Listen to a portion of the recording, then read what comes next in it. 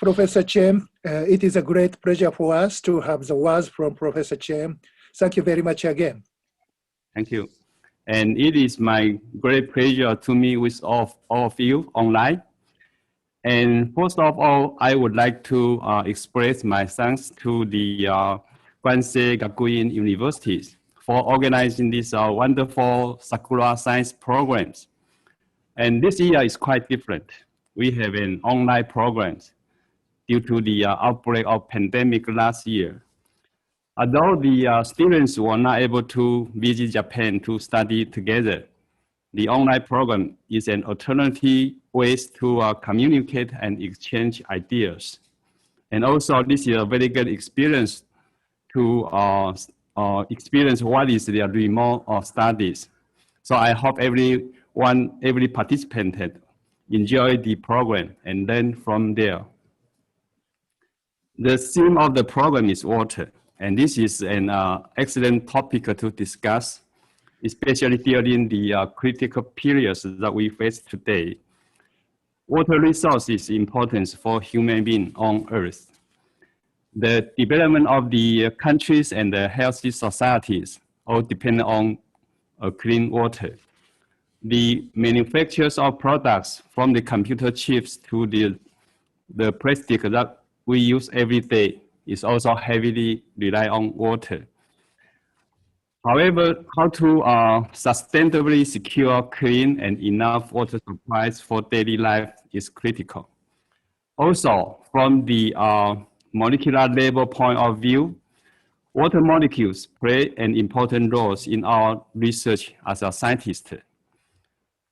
The interaction of water with biomolecules is important to the biological responses.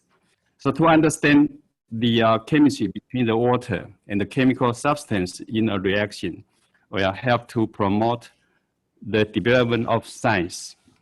So finally, I would like to thank Professor Tsuboi that organized all the wonderful Sakura Science program, and the Dean Kitahara of KGU, and also to Professor Tong for hosting this wonderful program. And I would like to also invite all of you to visit Taipei next year if the situation permitted. So wish everyone stay healthy and safe. So have a nice day. Thank you. Thank you very much, Professor Chen. It is a great pleasure for us to have the words from Professor Chen. Thank you very much again. Thank you. Okay, let's start the presentations. 20 minutes are given for presentation and 10 minutes for discussion. The first group is the Team National Taiwan Normal University. Title of their talk is the role of water in chemical applications. Okay, if you're ready, please start. Good morning and good afternoon, every participant. My name is Jianping Liu. My name is Shi Cai. My name is Yishuang Wang. We are glad to join KGU Sakura Science Plan online exchange meeting program to share our perspectives. We are members for the Department of Chemistry of National Taiwan Normal University. Our topic is about the role of water in chemical applications. Water is an inorganic compound composed of hydrogen and oxygen atoms. It is a colorless and odorless liquid under normal temperature and pressure. Up to 17% of the human body is water, and it plays an important role in maintaining health. The relationship between life and water is inseparable. Water plays many roles in human body, such as regulating body temperature, protecting body tissues, assisting the body to absorb nutrients and discharge waste, etc. Most of all, water is solvent for chemical molecules in human body, such as neurotransmitter, hormone, oxygen, carbon dioxide, nitrogen, to maintain their normal concentration in human body.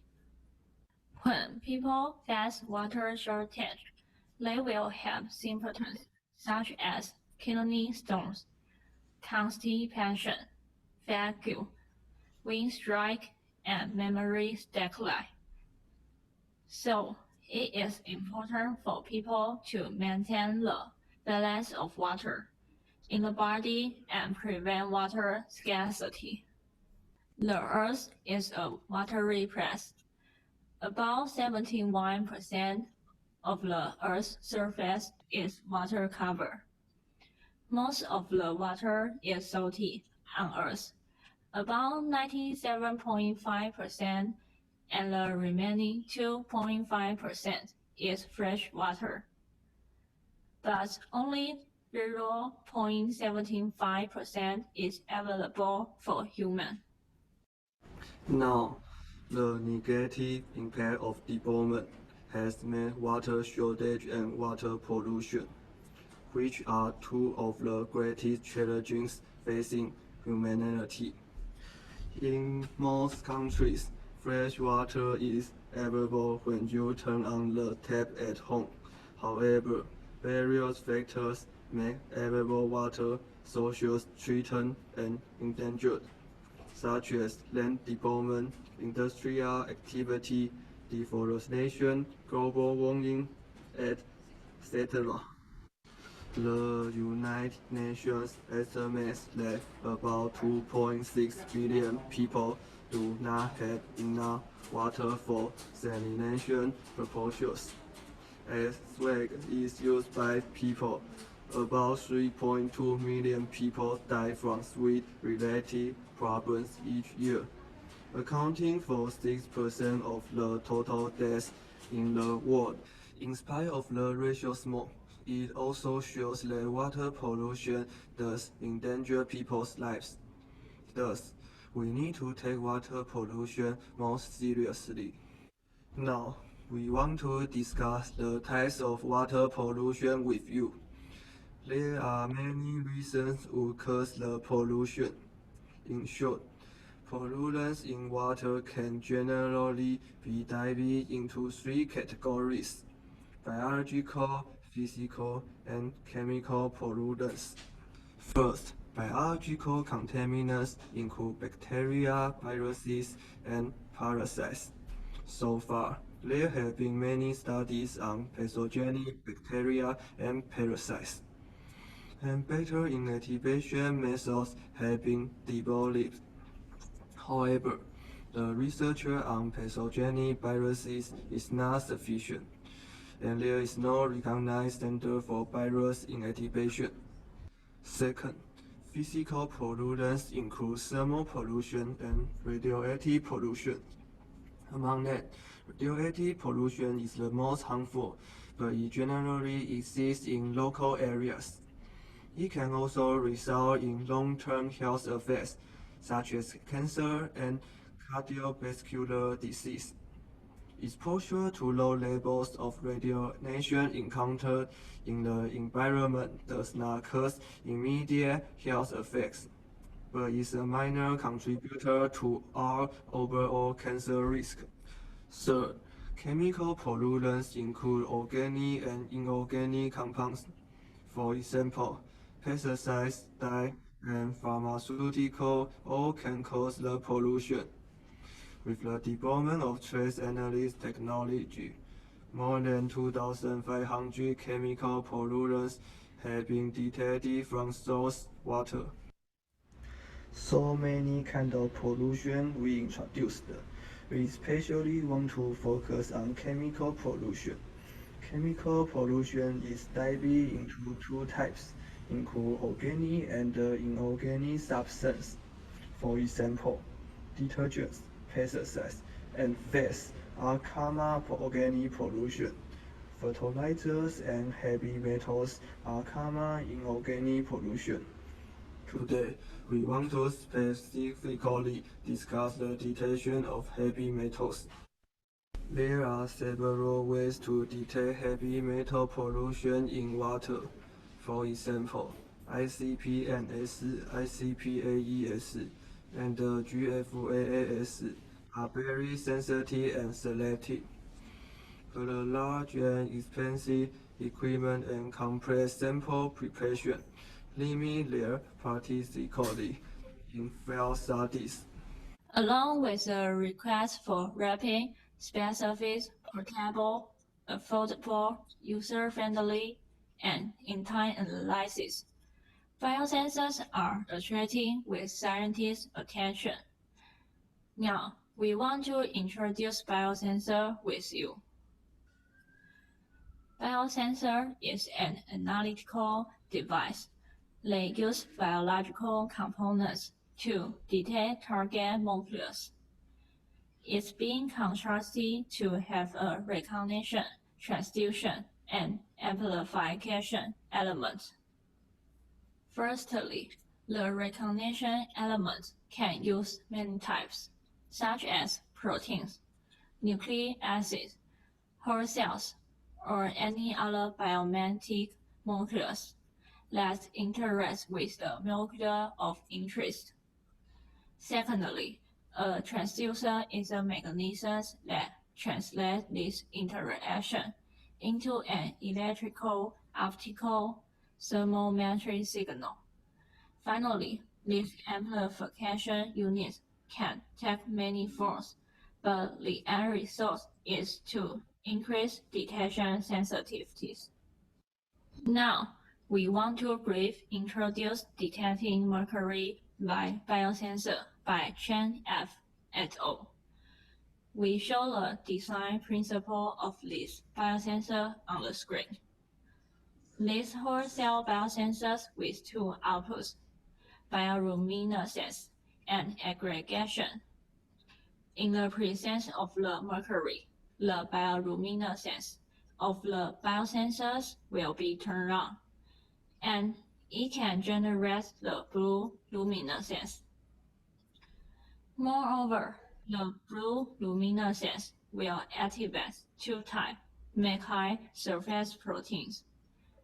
Therefore, bacteria will aggregate when the bioluminescence and make high surface proteins present. In these bacteria, they are equipped with a bioluminescence mercury reporter. Upon mercury binding to the transcriptional regulator MRR, the expression of the bacteria luciferase is induced, and the bacteria emit blue luminescence.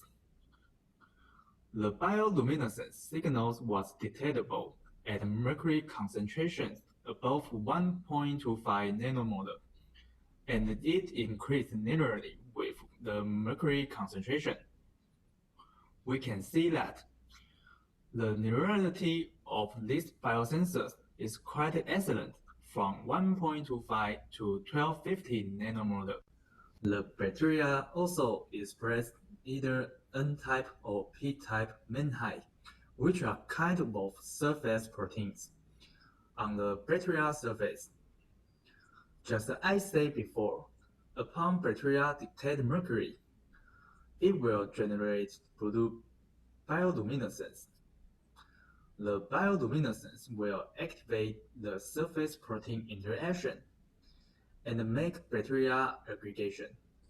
This slide shows the microscopic image of bacteria aggregation depends on mercury concentration. We can clearly see aggregation gradually happening with mercury concentration increase on the picture. In this figure, we show the advantage of bacteria aggregation.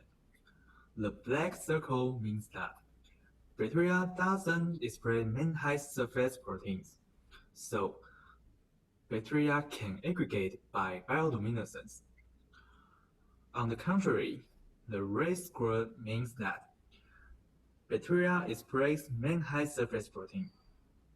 Thus, it can aggregate bioluminescence. And the blue points means the ratio of the menhide surface protein expression situation. Eventually, we find that the bioluminescence signal of present menhide surface protein is more sensitivity than control group. Authors think the cell aggregation is concentrating the bioluminescence signal from the bacteria and increase the signal-to-noise ratio. In other words, cell aggregation increases detection sensitivity. According to the paper, detection limit of these dual output biosensors is 12.5 nanomolar. And this kind of aggregation assays are observed directly by the eye, are easy to use and low cost. According to WHO published Guidelines for Drinking Water Qualities for Edition at 2017, WHO recommend mercury limit concentration for drinking water is 6 ppb, equivalent to 29.91 nanomolar. It is higher than 12.5 nanomolar, which is detection limit of these biosensors. That is, we always can use these biosensors to decide whether the water meets the regulation. In this case, we see the advantage of biosensors, such as specific, portable, affordable, user-friendly, and in-time analysis constructed with common analytical techniques for mercury pollution. As said before, there is few water that people can use. At the same time as water resources are scarce, preventing water loss is also important. Scientists have developed the noble material to store water. Moreover, this method about synthesis is easy. The major of the reagents are N,N-tetramethylene diamine and N-isopropylamide monomer. In addition, they also doping hygroscopy polypyrrole into the three-dimensional structure and trap it. The hygroscopy polypyrrole is easy to absorb water molecule into the three-dimensional structure. Water molecules can come in and out of the structure freely via the properties of hygroscopy and three-dimensional space. We can get the material and it is called supermoisture absorbent gels. When the temperature is over 35 degrees Celsius, the SMAG will release the water. In the contrast, the SMAG will absorb the water at the low temperature.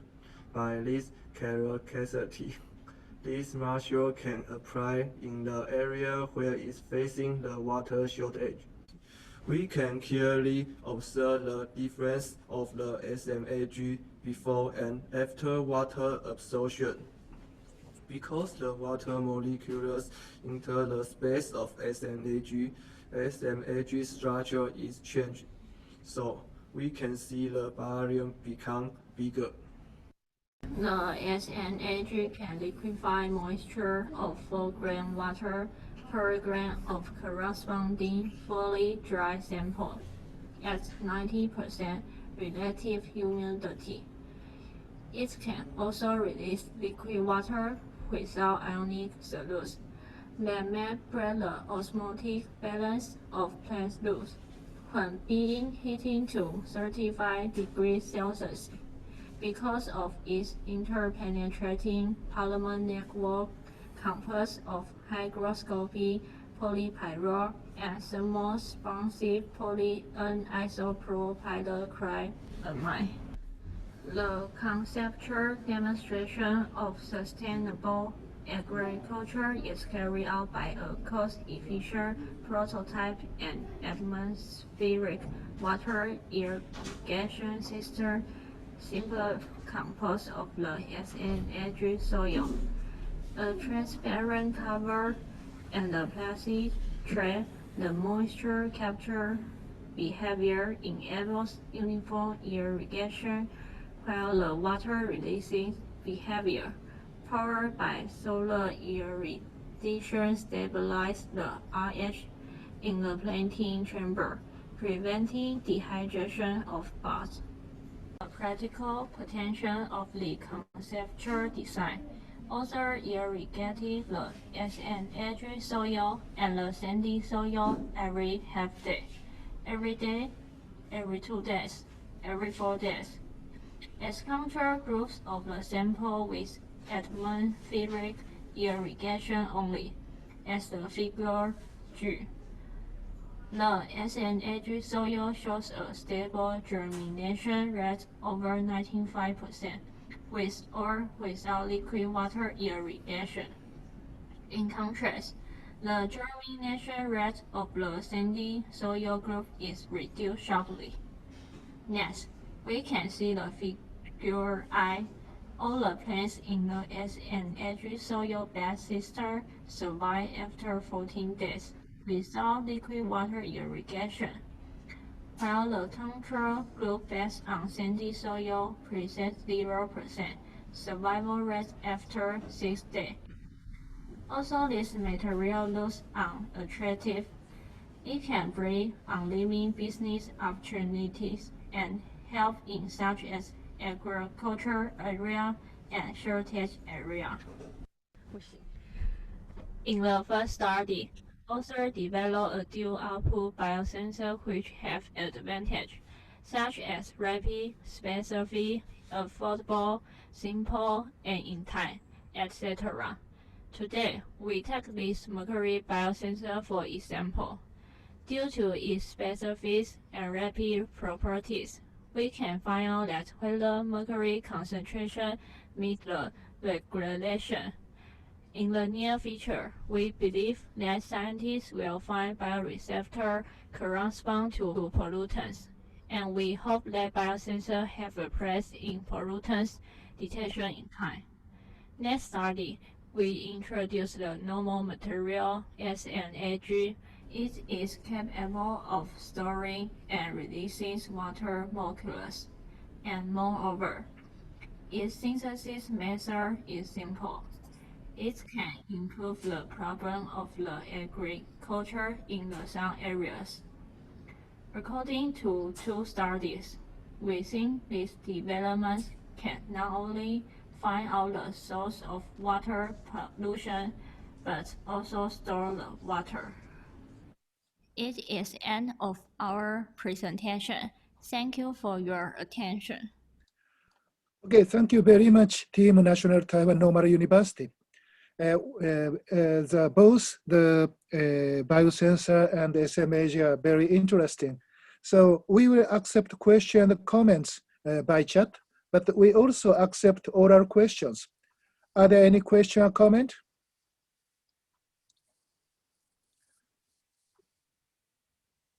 Okay, I have a question. So you told that bacteria aggregate to each other via the bioluminescence. Is Yes. it right? So, Yes. but I cannot follow the mechanism. So why is the bioluminescence? It seems to me that the surface proteins are related to the aggregation. So how the bioluminescence affects the surface proteins to aggregate the bacteria? The surface protein will the luciferase will to affect the main high protein. It have the P type and N type. So the different type will to interact with the light induced, and the blue light is like the light and the bioluminescence and the blue luminescence can induce the surface protein to make a interaction, and after that we will to aggregation. And I have one more question. So today you told about the mercury biosensors.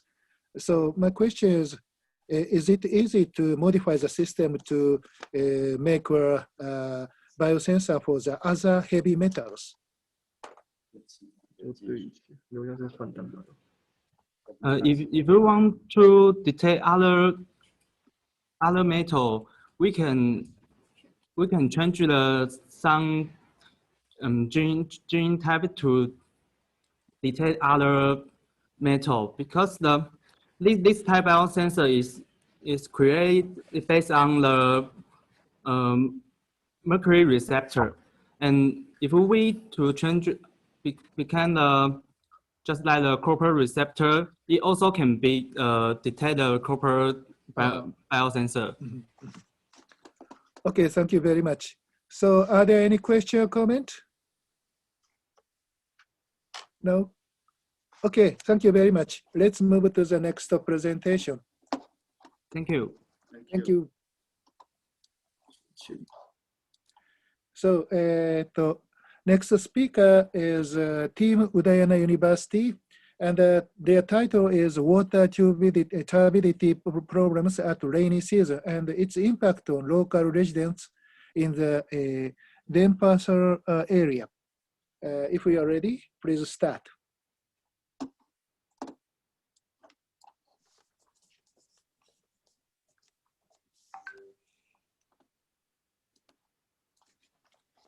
Okay, good afternoon, everyone. So today we are from Udayana University, and especially from Group 2 of Student Exchange Kwansei Gakuin University, will present our presentation about water turbidity problems at rainy season and its impact on local residents in the Denpasar area. So let's get started. In this presentation, we divide it into several sessions from about us until closing section. Next. So this is us. And next we will introduce our research. Denpasar City is capital city of Bali with highest population. Denpasar City has a total area of 127.78 square kilometer. Denpasar City also has several rivers as water source, namely Rangda River, Badung River, Ayung River, and Pakarisan River. And next, the next session will be presented by my friend. All right, thank you for the time about the Ayung River. It's the longest river in the Bali.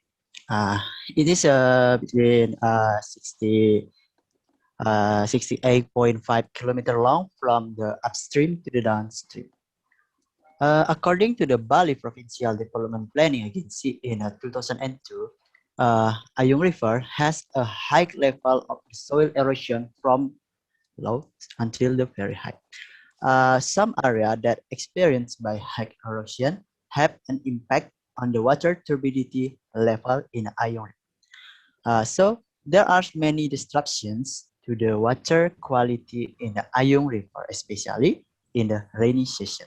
Next.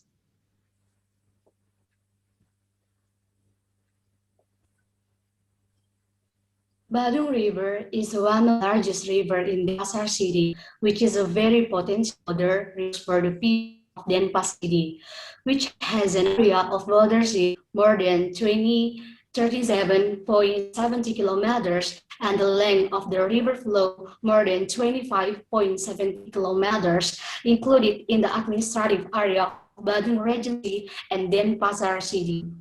With the upstream river is 12 kilometers north of Denpasar City and empties into Benoa Bay.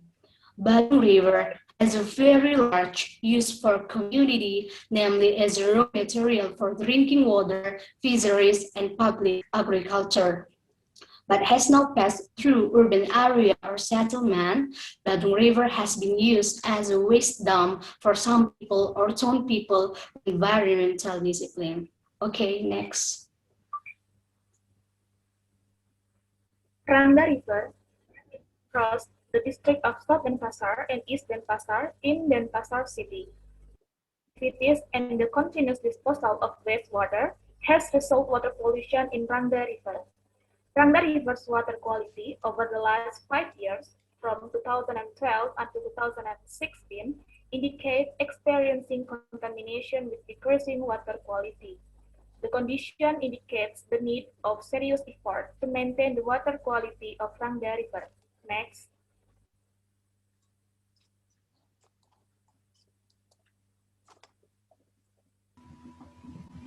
Okay, the research location is connected in the flow area across the river, which has a watershed an area of approximately 29.88 square kilometer, and then inland river 34.50 kilometer. Water quality sampling connected at the upstream, middle, and downstream sample point. So in the middle area of the river have human activity like the farm and industrial fabric. Okay, next. So, what is the problem? The first one, the average rainy season for Denpasar is 236.7 millimeter per year with temperatures between 25.7 Celsius to 28.2 Celsius from Yudantini et al. 2017. The second one has different type of soil in several rivers from local government regulation number 16 2009. The last one commonly experience water problem due to rainy season. So the occurrence of the rainy season in December until January result in change in the physical and chemical properties of the seawater mass. The large monthly rainfall will cause large erosion and will then become dissolved clay cloids, resulting in an increase in the level of turbidity in the waters. In this presentation, we also inform about the announcement that in Ayung River, there had been turbidity caused by rain, and the water cannot be used by the local resident. Next. Turbidity of water. So turbidity of water is an inverted state of water transparency. Turbidity of water, or what is commonly referred to as turbidity, is a state of water when all solid substance in the form of sand, mud, and clay are particles are suspended in water and can be in the form of living components or biotic, such as phytoplankton, from Edward and Tardigan 2003. The third one, TDS or total dissolved solid and TSS or total suspended solid are part of the water turbidity. And the rainy season can cause a high level of water turbidity. In this research was conducted to determine the rate of increase in TDS and TSS in the city of Denpasar during the rainy season, so that the turbidity value caused by the solid material content in the water can be determined. The next session will be presented by my friend.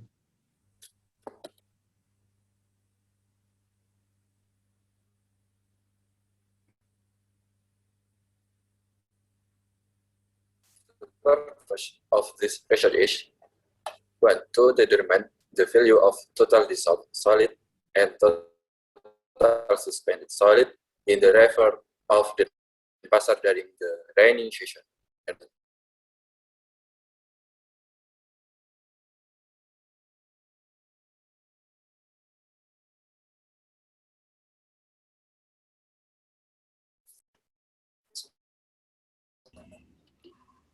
research method. Next. This is the research area. There are 4 research locations, namely Badung River, Ayung River, Pakarisan River, and Rangda River. Next. Research method. The method used in this research is observation. Observation through field measurement and then proceed in the laboratory by conducting sample tests to determine the source of pollution, water quality, and pollution index. And then this is quality standard of total dissolved solid and total suspended solid.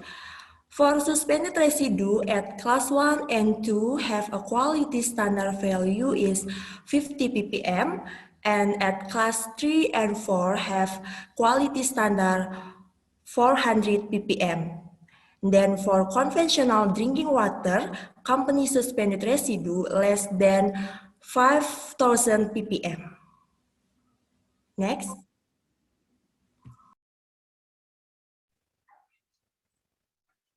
All right. In fact, Ayung River in the Denpasar area has a water treatment plant in a medium effectiveness category. Uh, the research based on the Irawan et al. 2012 carried out by measuring water turbidity in the form of total dissolved solid and total suspended solid. The value which showed that 127 to 139.75 part per million for TDS or total dissolved solid, and 665 to 4,957.5 part per million for total suspended solid. This research indicates that the turbidity condition in the Ayung River water exceeds the quality standard. Therefore, the water cannot be used for the daily activities. Next. The average TDS value is 129.23 milligram per liter, which means it meets the quality standard of class 1 until 4. The average turbidity value of 28.25 NTU, or equivalent of 96.60 milligram per liter, meet class 3 and 4 quality. In the upstream area of Badung River, there are quite a lot of dense settlements, household scale industry, and large scale. The denser population on the upper border of Badung River cause high pollution upstream of the Badung River. And for TSS value are not found in Badung River because the research carried out in this river is still limited, and this can be caused as a reference for future research. Next. The average TDS value from upstream to downstream is 150 ppm, 210 ppm, 293.3 ppm. Increased TDS concentration from upstream to downstream, it indicates it has happened increase in natural reaction products and increase the process of decomposition from upstream to downstream. TDS value downstream and higher center compared to the upstream can be caused because the number of activities contained in the section middle and downstream, such as farms, household, tofu and tempeh industry, washing motor vehicles, laundry, and hotel. The average TSS value of Rangda River water from upstream to downstream, respectively 1.1117 ppm, 8.1030 ppm, 3.1040 ppm. The high TSS value in the middle indicates that the solid content suspended, such as microorganism, mud, and the fine sand in the middle is higher compared to the downstream and upstream. High value TSS due to lot of resident activity in the middle, like pigs that don't treat wastewater. That is produced to cause high TSS concentration. Besides, it can be caused by erosion of the sediment. There are many of the banks of the river in part the middle. Okay, the next presentation will be continued by my friend. Okay, the total suspended solid value of Bakasan River from upstream until downstream is 13 ppm, and the total dissolved solid value is 303 ppm. The source of TSS and TDS in the table from Asrini et al. 2017. So in the Bakasan River, so safe if human use the water for activity like gardening or farm.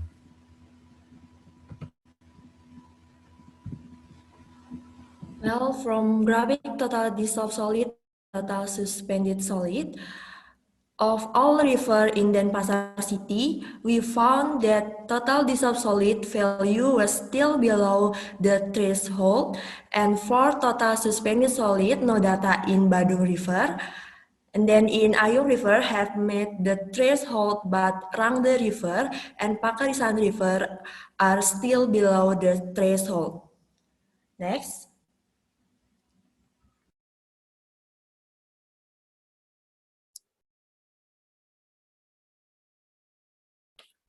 The conclusion. Based On the result we have obtained from several papers, the weather conditions which are still suitable for use based on quality standard 1 or 4 are the Pagrihan River, Radga River, and Bandung River.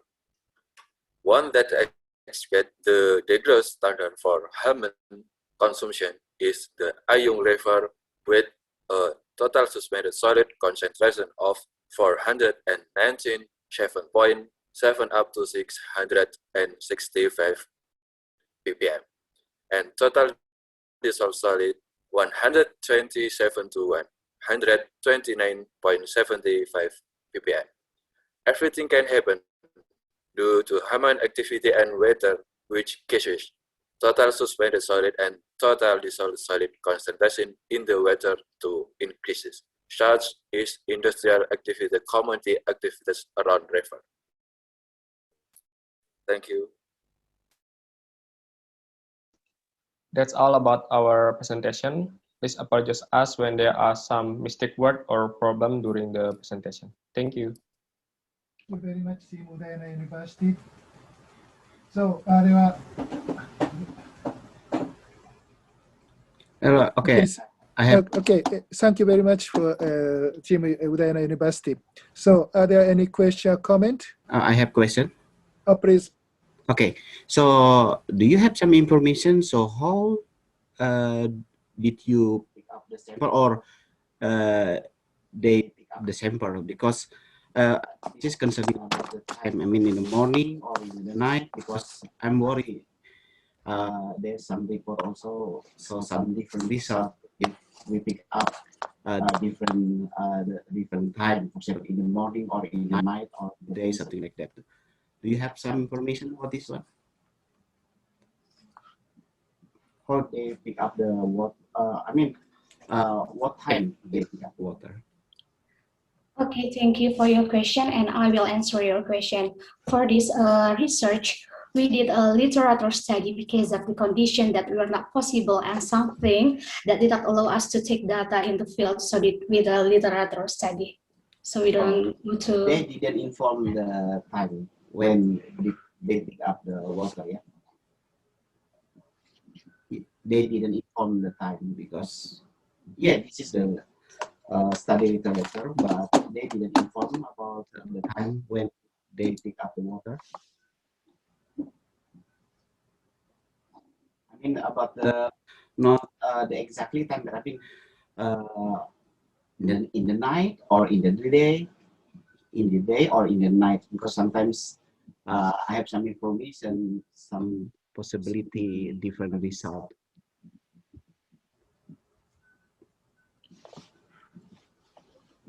Okay, thank you. I'll try to answer your question. For taking the data, usually when we do something, the research, better we do at the morning. But for the information for the journal, we don't find what time they take the data. But actually, usually we take data at the morning because it's like still new day and oh yeah.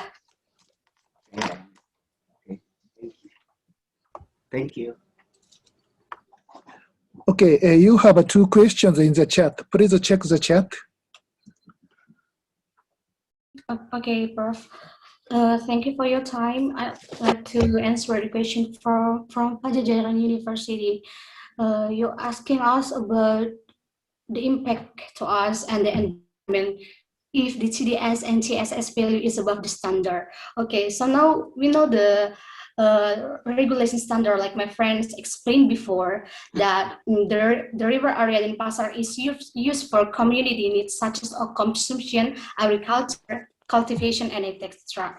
So we know if the TDS and TSF value is above the standard, it's really disturb the environment and especially for our health, like consumption, the water, especially in the Denpasar area. There are so many society use the water to consumption. So I think there are so many effect if the TDS and TSS value is above the standard.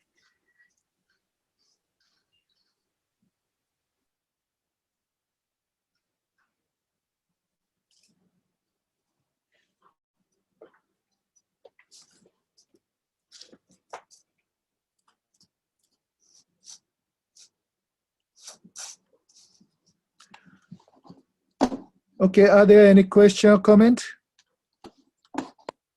No? So if no, let's move to the next presentations. Thank you very much, Team Udayana University.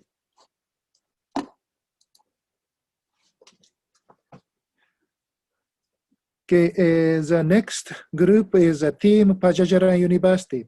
The title of their talk is Polysaccharide Biofilter for Microplastic Pollution. So if you are ready, please start.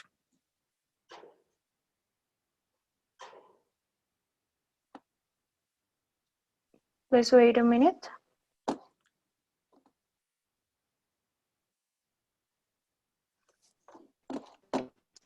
Okay, I hope my voice is clear. Good afternoon for all the participants. First, I'd like to say thank you for giving us this amazing opportunity.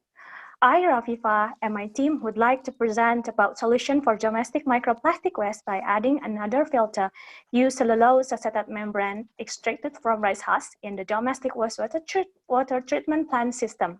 So without any further ado, let's get started. Okay, Farrell, you can go ahead. Okay, thank you, Rafifa. First of all, can you hear my voice? Yep. Okay, thank you. Okay, first of all, I'm going to present about the importance of water. One of the basic, continue to the next slide. Okay, one of the basic needs of everyday living in things in this world that cannot be separated is water. Not only important for humans, water is an important part of living things, both animals and humans. Without water, there is probably no life in the core of the world. Following this, water is basic need for humans. Humans use water for drinking, for washing, for planting, and any other things. There are plenty also we need to use water, such as for public needs, for example, for cleaning roads and markets, for industrial needs, for example, for factories and power plant buildings, commercial purpose, for example, for hotel, restaurant, and for agriculture and shipping needs. Okay, continue to the next slide, please. Okay, now I am going to explain about microplastic. Microplastic can be defined as plastic materials of micro-size dimension, often between the range of 1 micrometer until 5 millimeter. Their presence in the environment is continually increasing, particularly in ocean, as observed by the increase in the frequency and quantity of plastic. Microplastic itself comes from polymers and their derivatives such as polyester. Apart from polymers, this substance also comes from the plastic bags that we usually use, which slowly disintegrate but don't break down. Okay, continue to the next slide. Microplastic divided into two types. The bigger one is primary microplastic. It is products of plastic production made in microform, like microbeads on skincare products that enter the drains. And the secondary one is smaller than the primary one. It is contained of fraction, portion, or fragmentation result from the larger plastic. There are some example of the microplastic based on the picture. Okay, maybe for the next slide will be continued from my friends. Thank you very much.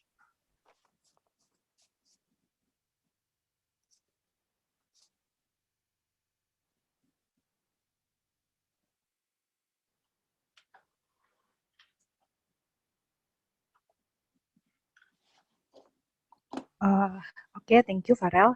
Now, my name is Anindya Putri, and now I'm going to explain about the abundance of microplastic. In 2017, the annual global plastic production reached 348 million tons. This abundant production has contributed to the accumulation of plastic debris in the sea. According to Ajit et al. 2020, the plastic debris in the sea is dominated by microplastic.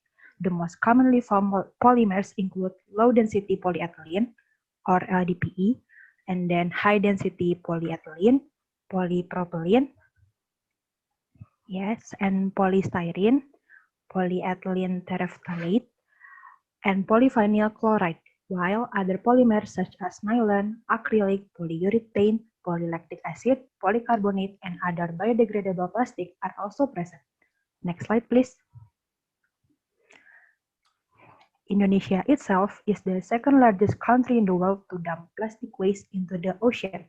According to Jambek et al. 2015, the amount of plastic marine debris in Indonesia reached 0.48 to 1.29 million of metric tons per year. There are also several studies on the abundance of microplastic in Indonesian region. I will only mention a few of them. First, the abundance of microplastic in Sei Sikambing River, Medan, North Sumatra is reported to have reached 28.6 particles per 250 milliliter river water and 32.3 particles per 100 grams of dry sediment based on research by Harpa et al. 2020. Then we move to Muara Badak Subdistrict, Kutai Kartanegara Regency, East Kalimantan. According to Dewi et al. 2015, at a depth of 0 to 10 centimeter, microplastic abundance range from 69.3 to 90.12 particles per kilogram of dry sediment. Meanwhile, at a depth of 10 to 20, the abundance is 57.53 to 91.8 particles per kilogram of dry sediment. And then, next, in Banyu Urip, Gresik, East Java, the abundance of microplastic is reported to be 57.11 times 10 to the power of 2 particles per cubic meter. And then, in sea level around Kupang and Rote, East Nusa Tenggara, microplastic abundance is around 0.018 particles per cubic meter. From the previous explanation, it can be seen that microplastic is an important issue in Indonesia. The next explanation will be continued by my friend. Thank you. Okay, thank you, Anin. After hearing some microplastic issues from my friends, we came up with a question. So, how are we going to solve these microplastic issues? Next. To prevent domestic source microplastic from polluting our freshwater and marine ecosystems, we propose a communal wastewater treatment plant system using cellulose acetate membrane extracted from rice husk. To begin with that, I would like to give a brief explanation about filtration system and wastewater treatment plant. Next. So, what is wastewater treatment plant? According to Nathanson et al. 2021, wastewater treatment, also called sewage treatment, is the removal of impurities from wastewater or sewage before it reaches aquifer or natural bodies of water such as rivers, lakes, estuaries, and oceans. And then, what is communal domestic wastewater treatment plant? Communal domestic wastewater treatment installation is an installation that is designed to treat domestic wastewater by processing because bathroom wastewater discharged through pipes and sludge collected in septic tank is not feasible to be discharged directly to water bodies or environmental media by Prinajari 2020. Next. So, in this slide, I will tell you about filtration system and communal wastewater treatment plant in general. As I mentioned earlier, communal domestic waste usually came from sink that the water contained microplastics from microfiber that washed during laundry, water that was used in the toilet, and water that was used during cleaning dishes. Microplastic that came from domestic wastewater usually contains PE, PET, and PP. The domestic waste from the pipes firstly enters the inlet. In WWTPs, the water will go through 3 treatments. Raju et al. 2018 said, at first, they are going under primary treatment, where the primary treatment method is designed to screen large debris from influent, capture floatable materials like grease and oil, and to settle solids. Here, most microplastic fragments and other fibrous residues are removed during the early skimming and settling stages of primary treatment, which was found to be one of effective methods for removing buoyant microplastics. This primary treatment, also known as sedimentation. To have higher efficiency in removing microplastics, The water will go through secondary and tertiary treatment. During the secondary treatment process, microorganisms remove dissolved and suspended organic wastewater material in large aeration tanks, ponds, or lagoon systems. In wastewater treatment, during this process, approximately 424 microbeads are captured in the activated sludge. The secondary treatment, also known as anaerobic filter. Next, please. And for the tertiary treatment is known as aerobic zone. Aerobic zone is a process where bacteria utilize oxygen to degrade organic matter, generally quantified as biochemical oxygen demand and other pollutants involved in various production systems. In aerobic zone, there's rotating biological contactors that can achieve biological oxygen demand reduction of 80 to 90%. The removal of nitrogen, which is mostly present as ammonia by nitrification and subsequent denitrification, is also high because both aerobic nitrifying bacteria and anaerobic denitrifying bacteria can simultaneously live in the attached biofilm, so the water will become cleaner. Before the water exits through outlet, the water enters the filter media.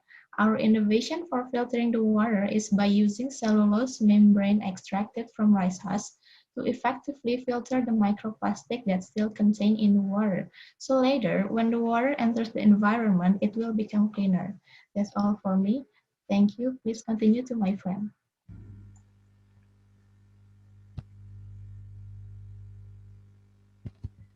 Thank you, Asha. So my name is Alicia Ahmad. So we came up with the idea of integrating cellulose acetate membrane from rice husk and communal wastewater treatment plant as the final filtration system to filter out domestic microplastic. So why do we use rice husk? Rice husks are the hard protecting coverings of grains of rice. All across Asia, people consume rice on a daily basis. Rice husks are an agricultural waste that is abundantly found in agricultural countries such as Indonesia. There are about 300 kilograms of rice husk produced per 1 ton of dried paddy. This means that 30% of rice yields are rice husk alone, according to Sutanto 2008. Rather than letting these abundant rice husks to waste, why don't we turn it into something more useful? So Sukla et al. 2013 stated that rice husk consists of cellulose at 35%, hemicellulose at 25%, lignin at 20%, and silica at 17%. Bhattacharya et al. In their 2010 research suggested that microplastic can be attracted to cellulose constituents of plant cells. So cellulose acetate itself is a derivative of cellulose, and it is widely used for various applications. For example, it is used for films, membranes, and fibers, according to Fisher et al. 2008. Pizzichetti et al. In their most recent research on performance of 3 commercial membranes of polycarbonate, cellulose acetate, and polytetrafluoroethylene on filtering microplastics stated that the cellulose acetate membrane has the highest performance on mass removal efficiency of microplastic. So the primary mechanism of our filtration system is size exclusion, but the presence of electrostatic interactions and pore absorption could also occur.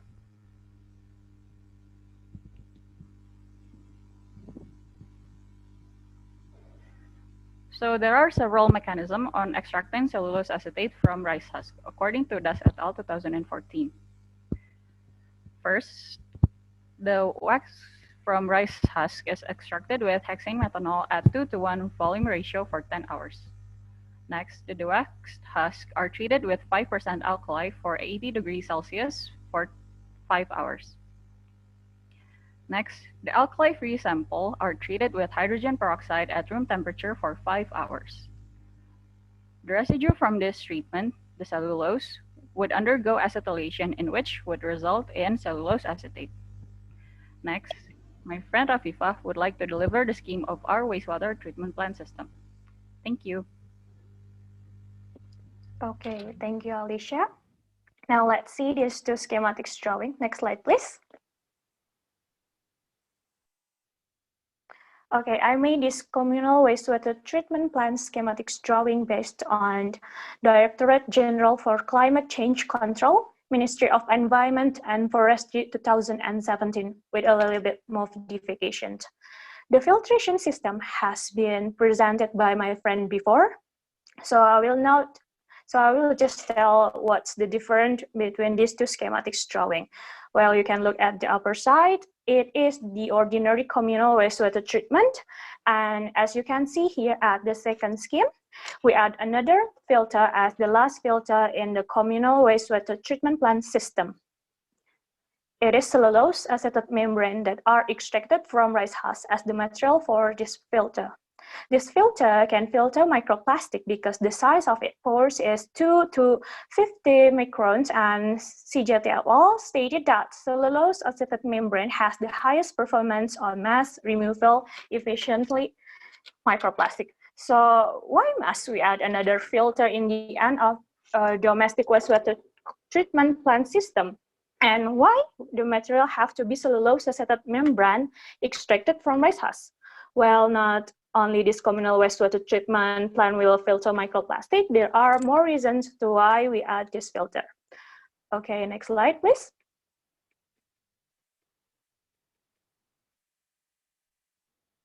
So first is what benefits for adding another filter made by cellulose acetate membrane extracted from rice husk to domestic communal wastewater treatment plant is it is eco-friendly and economic.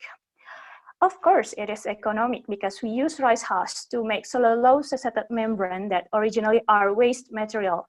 So it wouldn't cost much. Instead, we are making use of that. We upcycle it. So this make this material cost effective. And the second is cellulose have lower environmental impact in comparison with polymers obtained from fossil sources. Cellulose acetate is one of the most natural, renewable, and environmental friendliness polymers from cellulose ester. Also, rice husk is one of the most agricultural waste that has not been used efficiently. And by using rice husk as the material to make cellulose acetate membrane, we prevent another litter or agricultural waste pile up.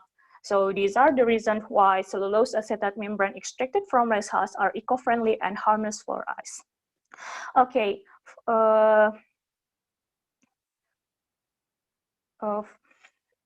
wait. The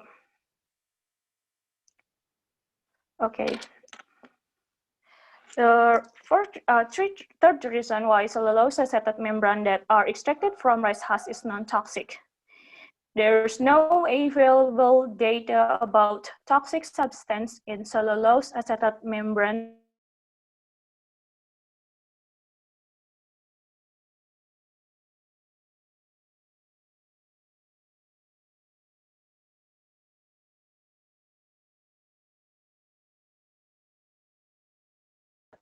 Because toxic inorganic arsenic level in rice grain by 25 to 15% without negatively affecting yield. I'm sorry, but is my voice clear? Okay, next slide. Yes. Another reason is this material is heat resistant. Stomsky et al. Stated that materials with a higher thermal resistance are more apt to remain at the same temperature when exposed to change in the temperature. Cellulose acetate can withstand temperature at 45 to 65 degrees Celsius. And last, this material is less hygroscopic. Even if cellulose are hydrophilic, cellulose acetate membrane are two hydrophobic sites. So cellulose acetate are insoluble cellulose derivative, and that makes cellulose acetate originally less hygroscopic.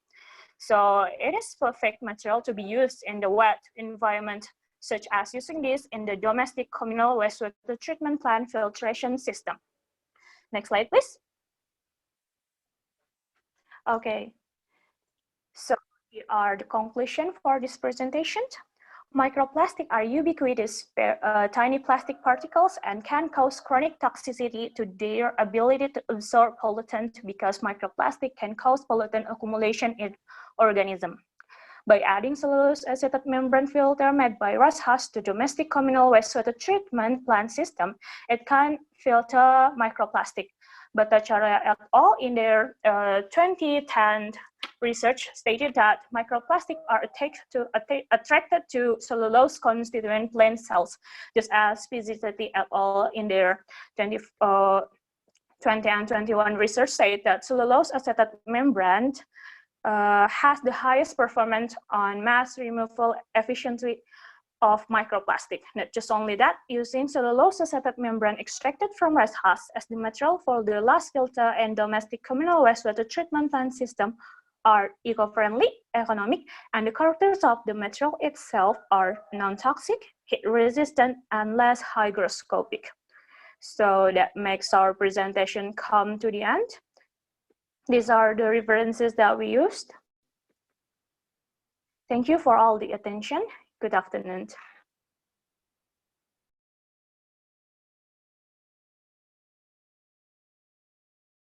Thank you very much, Jim, Pajajaran University. Are there any question or comment? Oh, okay, you have a question from BNI Group of College. Could you check the chat?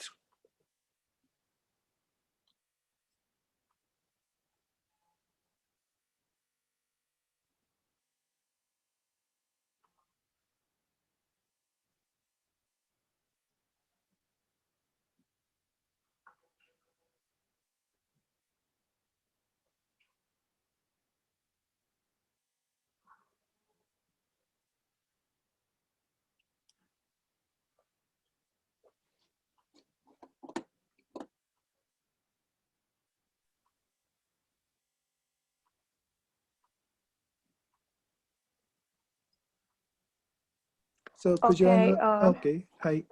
Yes, I would like to answer the question. Wait, let me see the question first.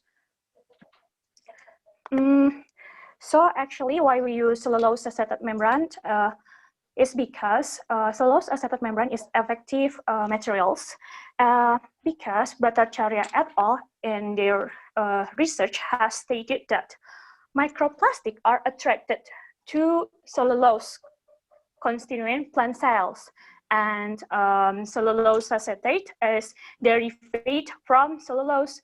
So cellulose acetate is a good material for filtration for microplastic.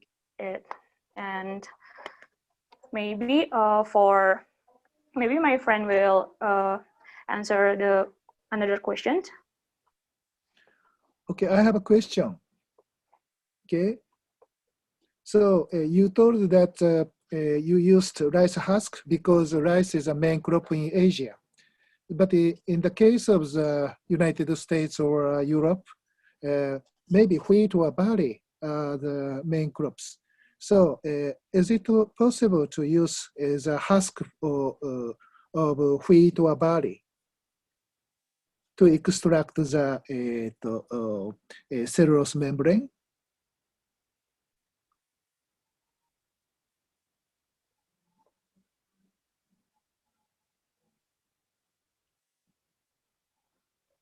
Can you hear me? Can you please, pardon me, please? Okay. So, okay. You told that you used rice husk because rice is a main crop in Asia, right? Well, yes, it's true. So, but in the case of the United States or Europe, the barley or wheat are the main crops.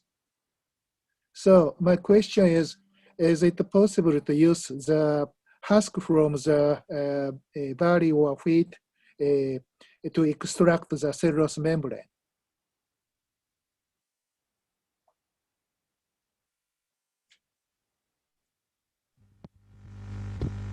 I would like to answer the question. So theoretically, barley and wheat actually contain cellulose. Their husks also contain cellulose as well, in which the cellulose from their husks could also be extracted into cellulose acetate, but we haven't read any paper regarding the extraction process. So maybe that's it from us. Okay, thank you very much. So are there any question or comment? Hello, here's a question. Please. Well, thank you for your informative presentation. And I want to ask, you just mentioned that cellulose acetate membrane absorbs the microplastic through electrostatic interaction. And acetate is kind of negative charge, so why is the microplastic is kind of positive charge, right? What is the mechanism in it?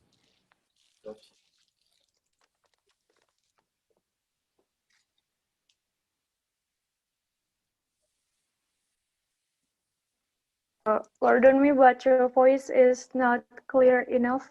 Can you please write it or maybe repeat it? I think the question is what is the mechanism of this cellular acetate to absorb these microplastics?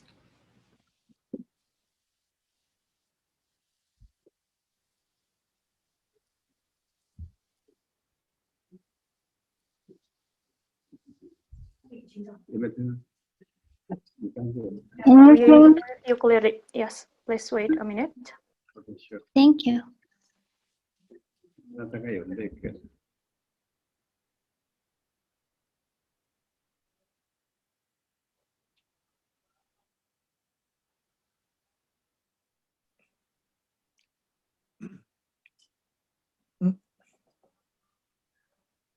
Okay, you have one more question in the chat. Could you check the chat?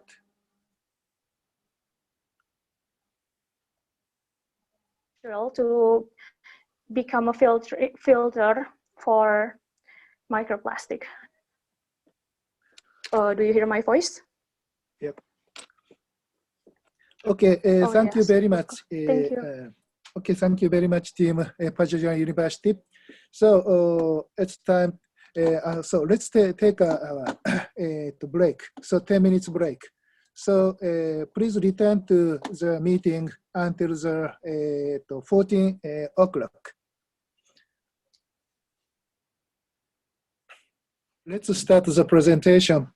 The next speaker is team Amity University, and their title is Water Resources Management Using Effect Desalination Techniques, Water Purification, and Water Harvesting.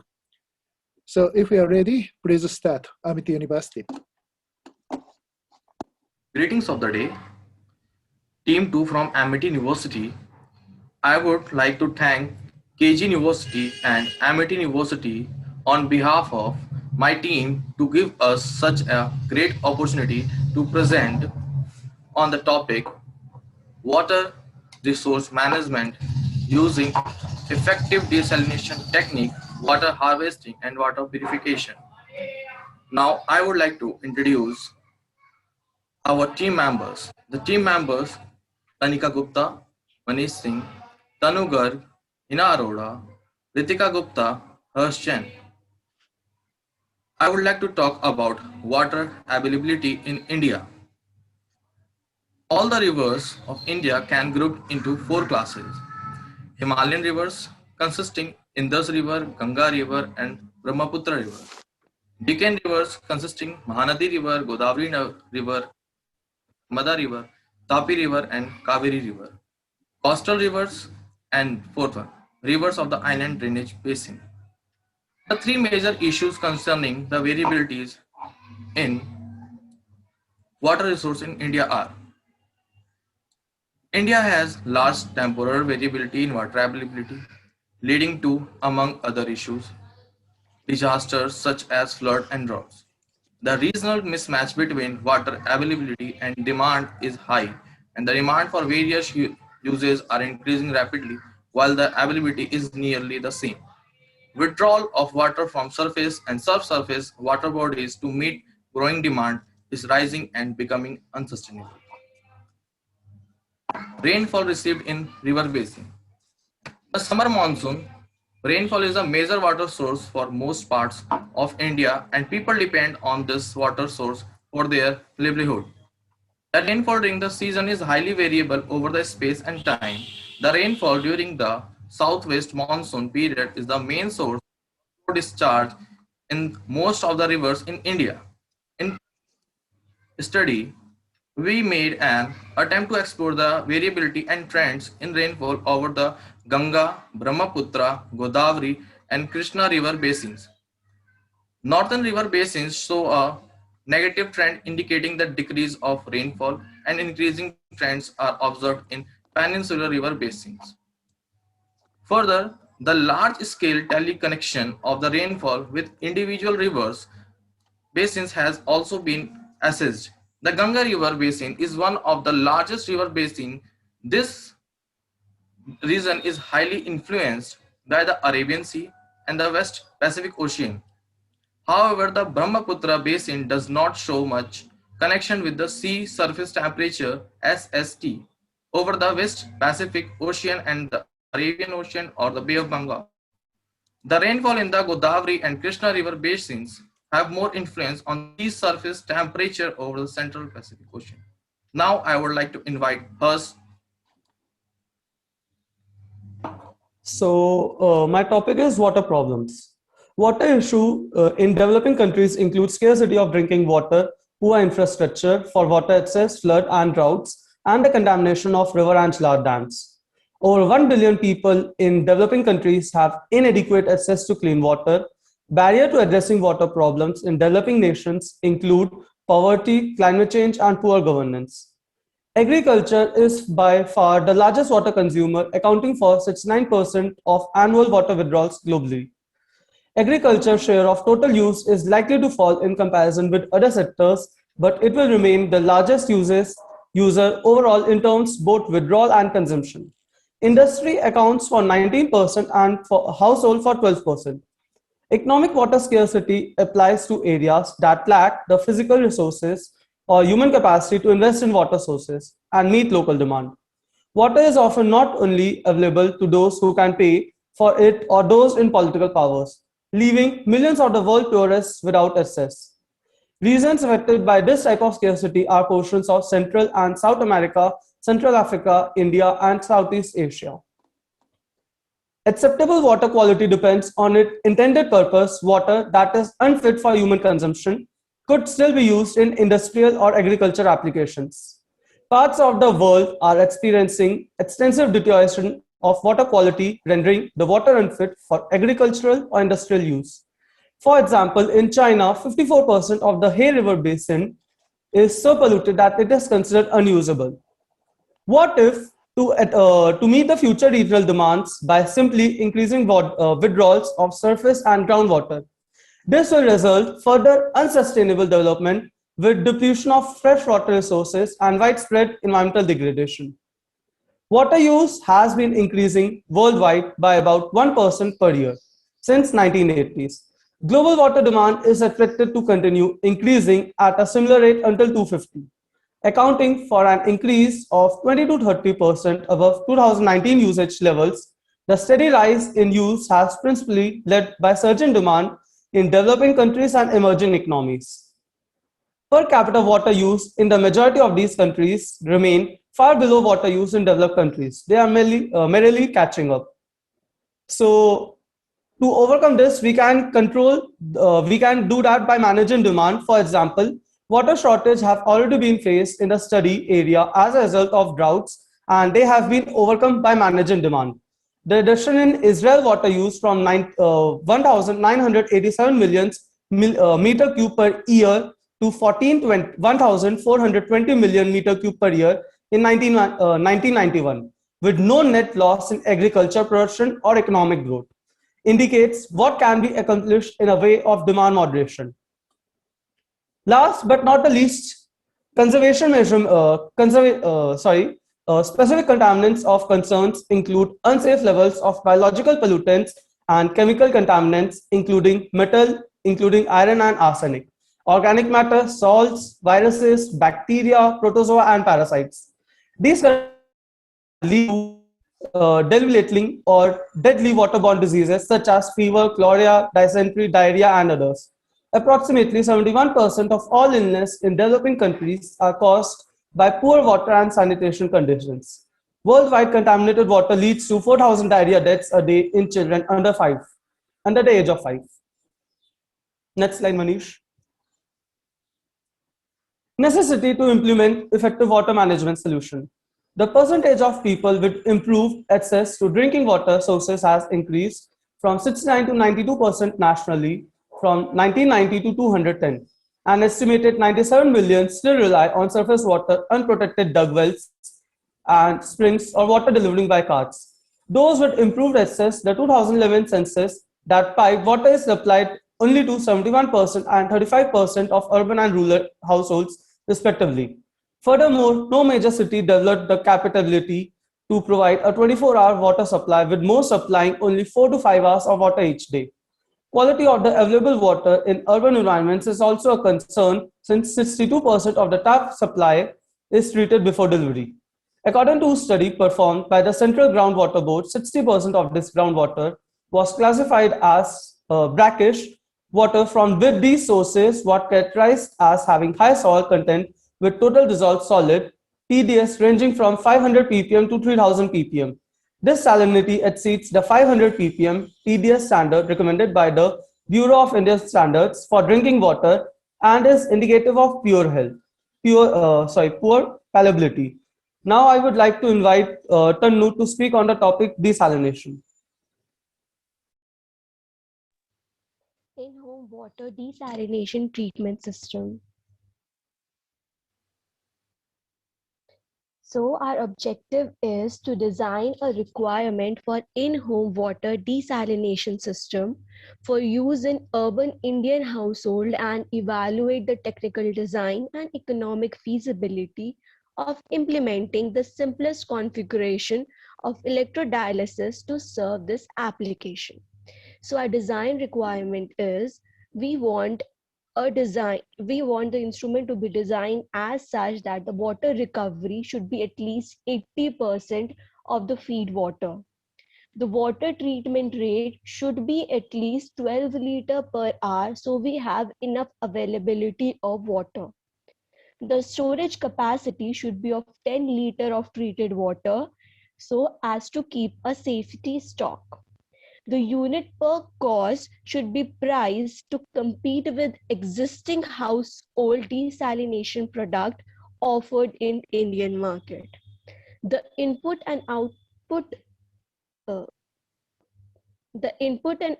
water salinity should be of the range below 500 ppm, and the it should be electrically powered, that is capable of operating from standard Indian power outlet. The power consumption should be less than 200 watt, which is approximately that of a typical Indian home refrigerator. Next slide.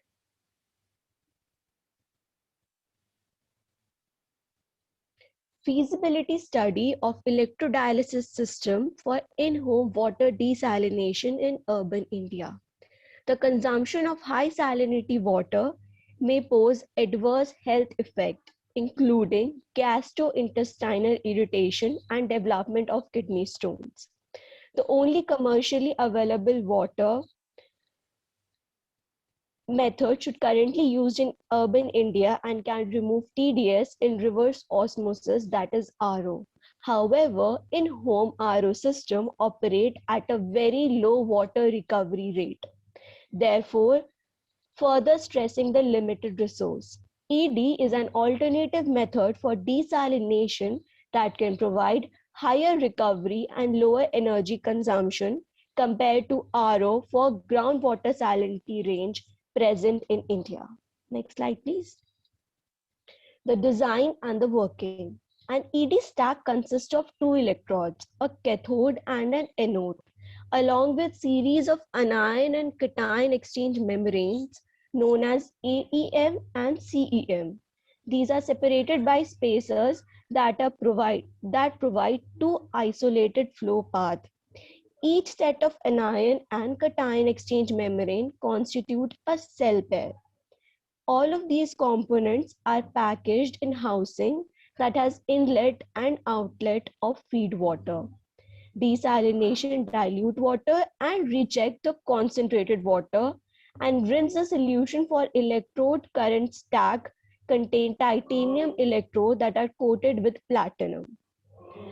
Voltage potential is applied across a series of CEM and AEM in electrodialysis stack to separate the feed solution to concentrate and dilute stem. The use of these electrodes in small scale in-home system required additional consideration. When a voltage potential is applied across the electrode, the water molecules dissociate at the cathode and produce hydroxide ion, that is OH minus, and hydrogen gas, that is H2. At the anode, hydrogen ions, H plus, oxygen, and chlorine gas are produced. Gas formation at electrodes increase the electrical resistance of the stack and the acidic nature of anode stream, which can produce scaling on that of electrode. To prevent this occurrence of the formation of Cl2 plus, a Na2SO4 solution is rinsed over the electrodes. The use of Na2SO4 necessitates physical separation from other flow path in the stack, which requires the use of additional tank pump and associated plumbing. Next slide, please. It is feasible to design a small-scale electrodialysis system that can process groundwater in salinity range of 500 to 3000 ppm, typically found in India, while providing a higher water recovery than existing RO products. The electrodialysis system conceptualized in this study provide 80% recovery, producing desalinator water at the rate of 12 liters per hour. Furthermore, it should be shown that such a product could be priced and packaged in a manner that is familiar to consumers. At $270, the cost of the proposed system was estimated to be within the price range of existing in-home RO products, with potential reduction that could be realized with economies of scale in purchasing and manufacturing pump and the filtration component. Now I would like to invite Hina for further discussion.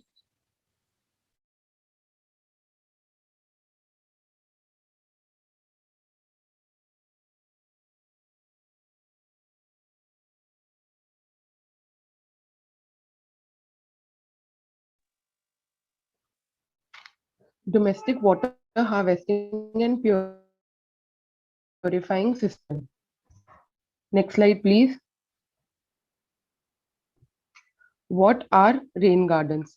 When rain falls on natural areas such as a forest or a meadow, it is slowed down, filtered by soil and plants, and allowed to soak back into the ground.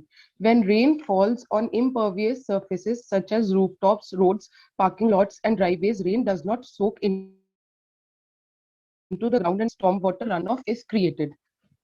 Stormwater runoff picks up pollution such as fertilizer, pesticides, sediment, motor oil, litter, pet, and yard waste.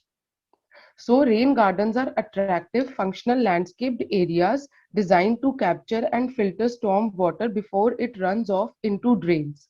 They collect water in natural or constructed shallow vegetated depressions and allow it to soak into the ground slowly. This reduces the potential for erosion and minimizes the amount of pollutants flowing from a yard into a storm drain and ultimately into our waterways. They may also be used as a buffer in shoreline areas to capture runoff from the home landscape before it enters a lake, pond, river, or estuary. Rain gardens use the concept of a bioretention, a water quality practice in which plants and soils filter pollutants from stormwater. By reducing stormwater runoff, rain gardens can be a valuable tool to help protect our water resources. Next slide, please. What makes a rain garden a rain garden? A rain garden resembles a regular perennial garden or mixed border in many ways.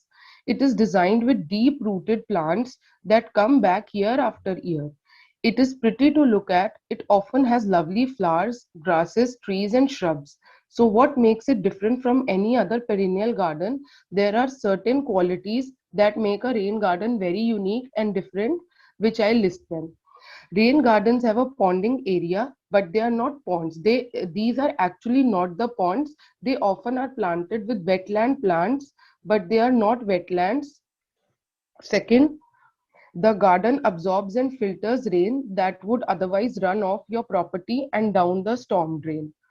The third, many of the plants in the garden might be native to the region and have extensive deep roots that help the garden absorb rain.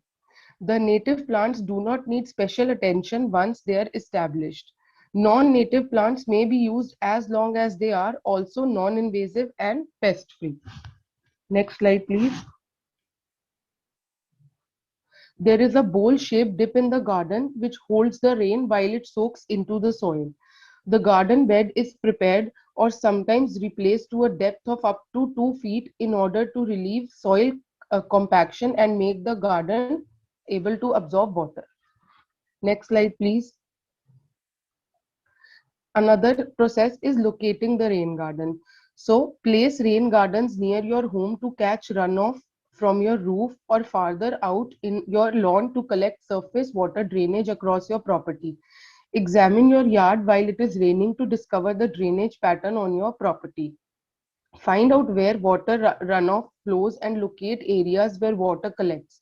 If the rain does not flow naturally to your chosen spot, you can install piping underground or send the rain along a constructed channel. Typically, the largest sources of runoff are rooftops, paved surfaces, slopes, and compacted soils. Some helpful tips are listed here. First, rain garden should be a minimum of 10 feet from your home and your neighbors' homes to prevent damage from water seepage. Second, rain gardens should not be replaced over or near the drain field of a septic system. Third, because these areas are already poorly drained, rain gardens should not be placed in an area of your yard where water collects. Next, rain gardens should not be installed under large trees. Trees have extensive root systems that may be damaged in the garden excavation process. In addition, they may not be able to adapt to the extra moisture being held by your rain garden. Rain, guard, uh, mm, Rain gardens should not be installed under large trees. Trees have extensive root systems that may be damaged in the garden excavation process. Make yourself aware of underground service lines or utilities. Call Dig Safe for information about the underground utilities. Once we select a location, we may decide to send additional water to this site. Use flexible plastic pipe to direct water from downspouts and collecting areas to the rain garden. Be sure to factor this additional water flow into your garden sizing calculations. Next, Ritika is going to speak on the topic. Thank you. Okay, so here we are observing that the water is percolating into the ground. But if the soil is impermeable, so the water will not be able to get drained into the ground. So we have to observe some signs of an impermeable soil. If the side pond's water remains saturated, drenched because of moisture for several days after a storm event, that means the soil is impermeable. Second one is the soil shows signs of being a wetland soil within 1 foot of the surface. Third point can be when the water is poured in a test hole and if it is still there after 2 days, provided it has not been drained, that means the soil is impermeable. So we have to observe these signs, and in that site we cannot build a rain garden. We have to choose a different site for that. Next slide, please.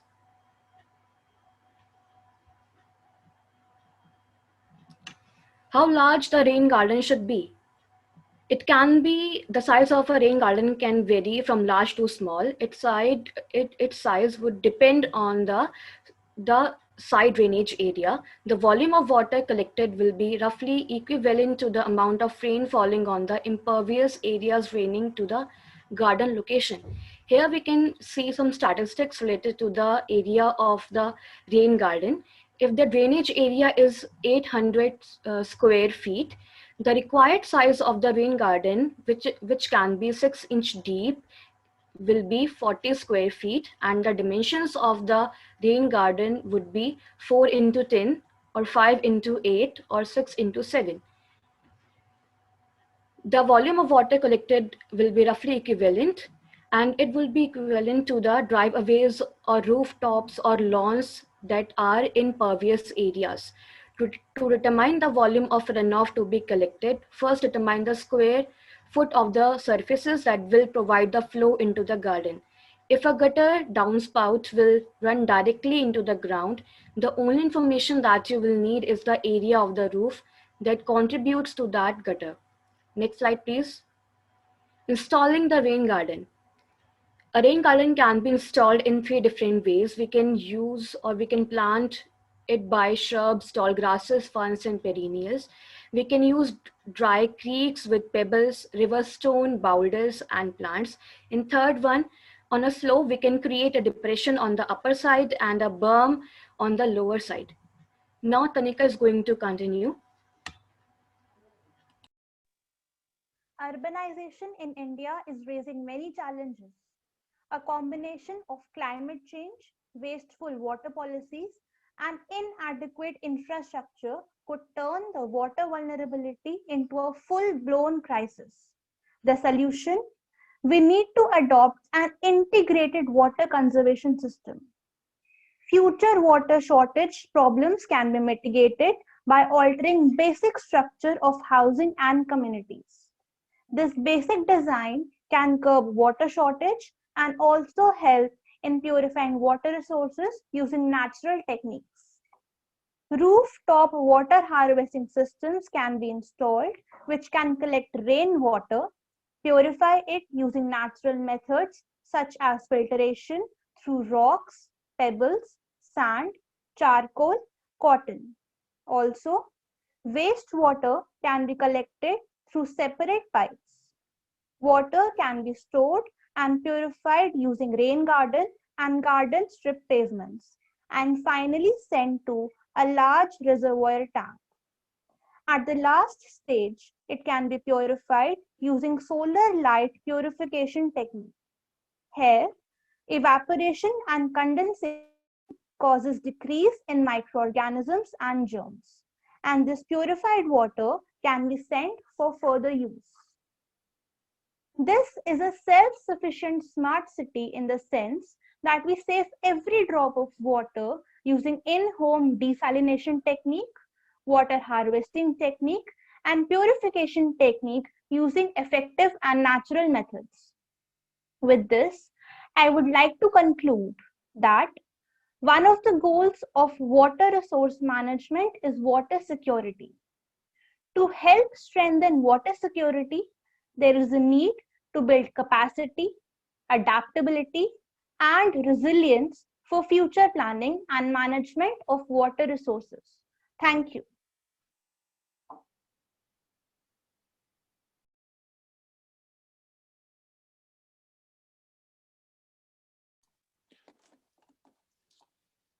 Okay, thank you very much, Amity University. Are there any question or comment?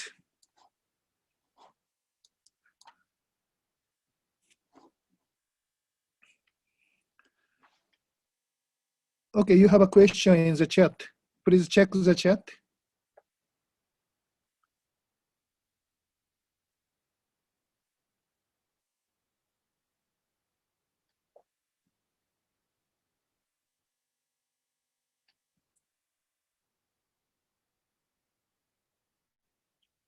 I would like to answer the first question. So right now the plan is being proposed and it could be used for further, it could be used in future. For now, it is still to be worked upon. Thank you for the question.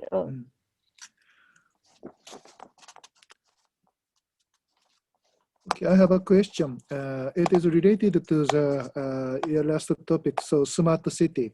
The implementation of the rain garden is a very interesting idea, but the implementation of the rain garden by just one home does not seem to be effective. So town size or city size implementation may be required. And it is related to the, so I don't know how to say, so town design. So how the, I'd like to know how, if the rain garden is implemented, how the, so government consider the implementation of the rain garden.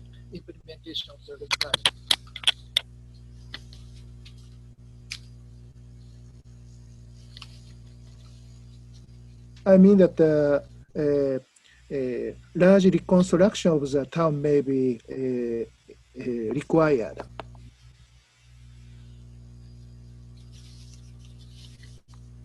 So this is a technique that we have proposed. In a society, we can, like we have housing communities and we have gardens within each societies. Within those gardens, it is possible to install a rain garden at the boundary of that garden. So it is not a very high cost process because these are plants and they require one-time investment. So if this proposal is made, then within few years we'll be able to see that we can observe that water is being saved. This is not a process that will bring immediate results, but within years to come, this will definitely make our city a self-sufficient city with its own water resources. Okay, thank you very much. So are there any question or comment?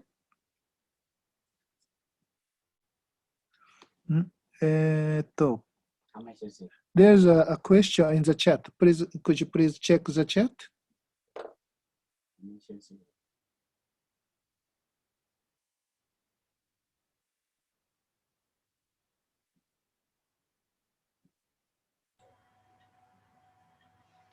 The rain garden concept can be suitable for tropical countries where there are heavy rain sometimes.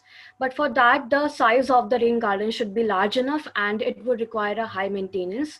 The mulch, the weed should be like removed from time to time so that the water can be collected in the reservoir. Thank you. Okay, are there any question or comment? Okay, then let's move to the today's to final presentation. The group is a team, Biani group of college.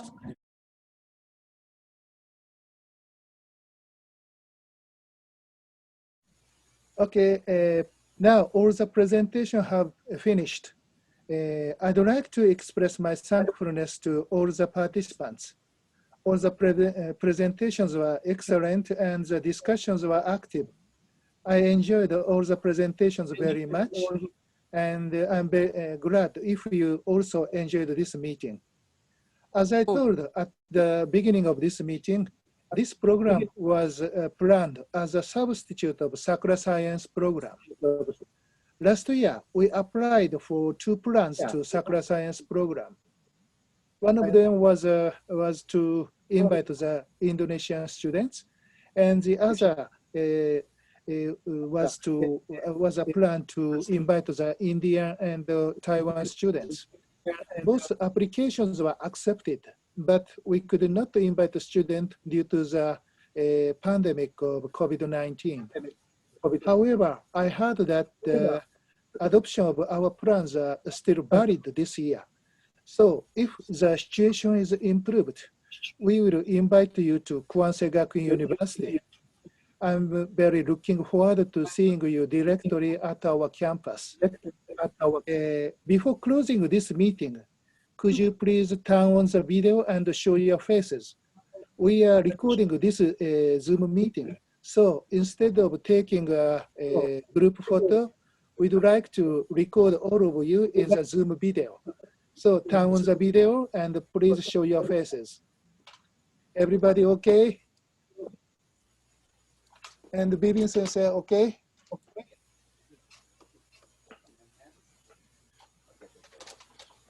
よかったらもう撮れた。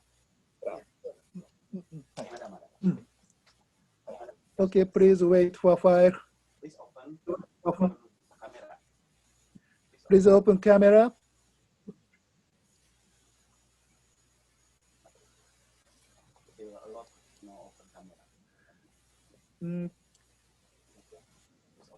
So please open your camera and show your face.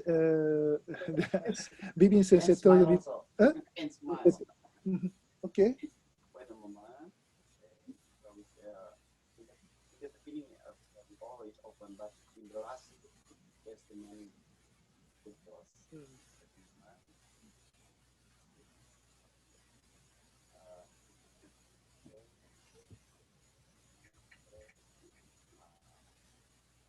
Bibi? トウ先生。大丈夫です。はい。Okay. Okay, thank you very much for your cooperation. We successfully get the movie. So, and we will send the certificate for attending this meeting to all the speakers together with a small present. Look forward to it. Okay, thank you very much again. Let's close the meeting. Thank you very much. Bye bye. Thank you very much. Bye-bye, everyone. Bye-bye. Thanks a lot. Thank you. Thank you, sir. Thank you so much, sir. Terima kasih. Terima kasih. Terima kasih.